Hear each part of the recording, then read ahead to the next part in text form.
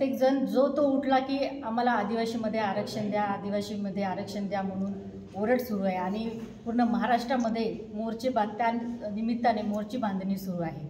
अनुसूचित जमातीमध्ये बंजारा समाजाने धनगर समाजाला कदापिही घेऊ नये यासाठी आमचा हा 6 तारखेचा मोर्चा एकलव्य महाराजांच्या पुतळ्यापासून तो 6 तारखेला दुपारी 12 वाजता तिथून निघणार आणि कलेक्टर साहेबांना निवेदनाच्या माध्यमातून कुठल्याही समाजाला आदिवासीमध्ये घुसखोरी करू देऊ नये किंवा त्यांना अनुसूचित जमातीमध्ये समाविष्ट करू नये ही आमची त्या ठिकाणी मागणी राहणार आहे।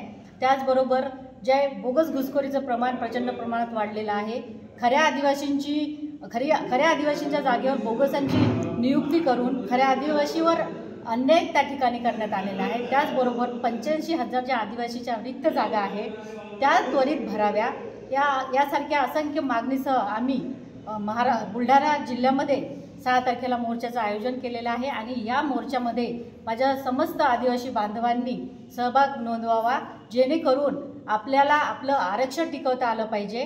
जर आज आरक्षण टिकलं नाही तर येणारा काळ आपल्यासाठी धोक्याची घंटा आहे, येणारा काळ हा वैराची रात्र आहे।